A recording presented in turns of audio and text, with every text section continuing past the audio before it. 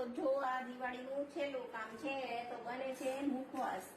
તો જો તલ શેકવા માટે મૂકી દીધા છે, તલ લઈ લીધા છે, સુવાદાણા લઈ લીધા છે, અજમા લઈ લીધા છે, ધાણાદાળ લઈ લીધી છે અને વરિયાળી લઈ લીધી છે।